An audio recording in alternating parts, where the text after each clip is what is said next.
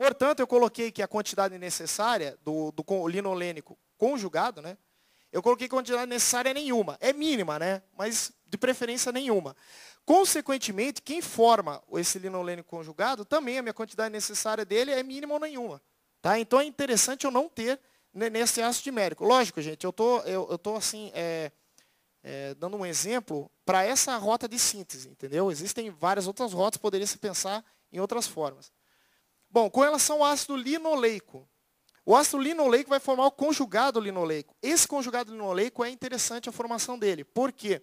Porque o conjugado linoleico, ele tem uma ciclização suficiente para formar uma estrutura resistente.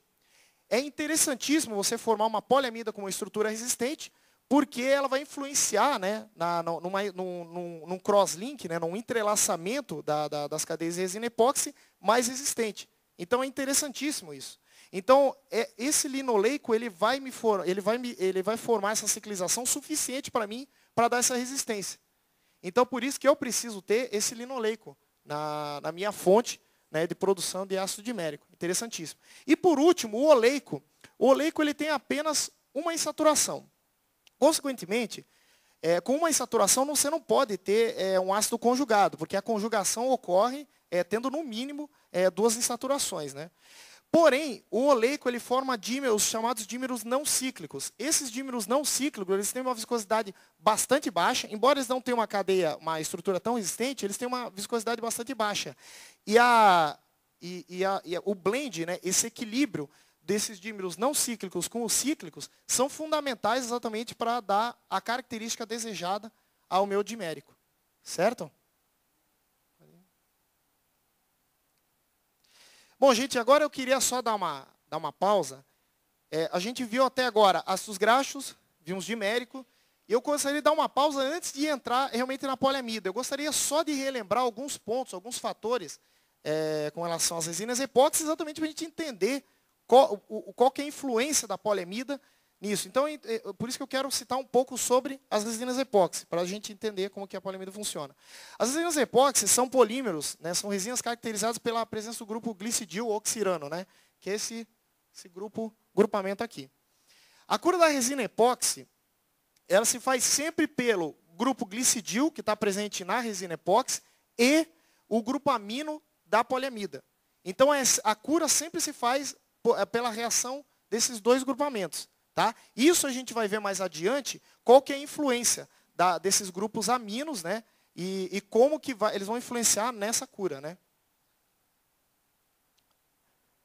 Bom, as resinas epóxi, elas têm uma gama de aplicações bastante importantes, como adesivos estruturais, soldadores de corpos calafetantes, componentes soldáveis para moldes, selantes da construção civil, encapsulamento para eletrônicos, né? Laminadores e tintas protetivas. A primeira resina que foi produzida foi essa, foi a DGBA. E é realmente a mais utilizada e é a de uso mais universal. Notem que nessa parte aqui, a gente tem exatamente o maior ou menor comprimento da cadeia em razão do N. Esse N, né, o valor desse N é que vai definir as características da minha resina, né, produzida. Ou como líquida, ou como semissólida, ou sólida. Ou até, se for um N maior, como epóxi fenólica. Tá? É esse N que vai definir. Esse N que vai definir. Notem que a cura, como a cura é feita pelo grupo glicidil, eu tenho quantos glicidis, né, na molécula? Eu tenho 2, apenas 2. Então, apenas a cura só pode ser feita, né, pelas extremidades. Bom, por que eu estou falando isso? Na próxima família, que é as famílias da novolaca, existe um maior entrelaçamento das cadeias. Por que existe um maior entrelaçamento? Note que aqui no meio da cadeia eu tenho um grupo glicidil. Então, a molécula ela tem um maior grupamento glicidil que a DGBA. Agora eu gostaria de falar um pouco da reação, né, da reação de síntese mesmo, tá, de ácido dimérico e as poliaminas mais utilizadas, que seriam deta e teta. Bom, aqui a gente teria uma estrutura assim, genérica, né, do ácido dimérico. Como eu disse, existem várias estruturas possíveis. Tá? E aqui eu teria a reação com a deta, que é dietileno tetramina. Notem que, se eu vou reagir duas detas, né? Logicamente... Oi.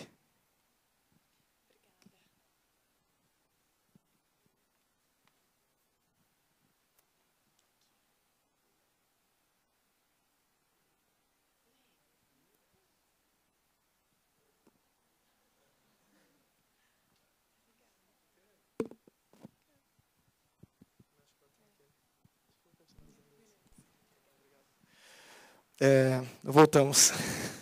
Bom, então, como eu disse, a gente tem uma reação com duas detas, né, dietileno tetraminas, e eu vou ter aqui, né, o grupamento amido, né, onde eu vou ter um C dupla O NH, tá, o grupamento amido.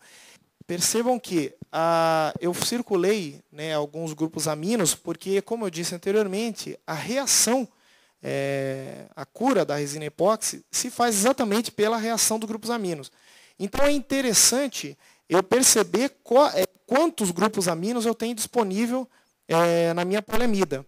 Lógico que existem parâmetros na qual a gente não precisa se basear na parte estrutural, mas eu gostaria de explicar a parte estrutural para isso, né? Bom, nota que nos círculos vermelhos eu tenho as aminas primárias, tá, aí nos círculos vermelhos. Aqui eu tenho uma amina secundária e no amarelo eu teria a terciária. Eu não circulei todos, né? Mas para a gente prestar atenção. Bom, eu gostaria só de explicar primeiro a terciária para depois explicar a secundária e a primária. Bom, a amina terciária, as aminas terciárias elas reagem pela abertura do anel glicidil, do anel deoxirano. Ou eles fazem a abertura desse anel, ou eles formam um íon alcóxido. Quando eles formam a abertura do anel, eles juntam o seu anel, formando um íon amônio, e na junção do anel, esse anel vai reagir com outro anel epóxi. E assim ele vai induzindo, ele vai formando uma reação em cadeia de um grupo glicidil com outro. Então as aminas terciárias têm essa característica, de fazer com que o grupo glicidil reaja com outro grupo glicidil. Bom, isso as aminas terciárias. Como que funcionam as primárias e secundárias? As aminas primárias, elas vão fazer a junção dessa parte da cadeia com um anel. Mas eles não vão abrir o anel e deixar ele disponível para reagir com outro anel glicidil. Eles apenas vão juntar a cadeia. Aí, logicamente, se essa amina primária ela junto com uma cadeia, ela vai virar o quê? Uma amina secundária.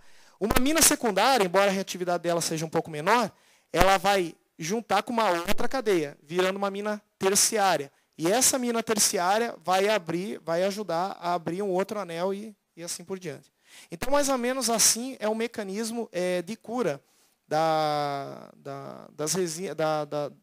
dos grupamentos aminos com os grupamentos epóxi, né? Bom, o que interfere a estrutura da minha cadeia? Em duas coisas, né? O que interfere a estrutura da minha poliamida? Primeiro, porque se eu tiver uma cadeia bastante assim, o que não seja tão resistente, que não tenha um anel, uma cadeia assim mais leve, então eu posso ter uma cura na qual o agente de cura ele possa subir, ele possa assim, ele vai subir a superfície e esse filme não vai ficar homogêneo, então eu posso acontecer isso. Por outro lado também, eu posso ter uma diferença de grupamentos aminos, né? Então, essas duas são as influências. A diferença dos grupamentos aminos é o seguinte. Note que a poliamida formada com o dimérico de deta, ele tem quantas aminas primárias? Duas. O com teta tem quantos? Tem 4. Então, qual que seria dos dois diméricos aqui, das duas poliamidas, qual dessas eu teria o maior número de ligações cruzadas, digamos assim? Seria de baixo a teta. Então, logicamente, o entrelaçamento maior seria com essa teta, e não com a deta.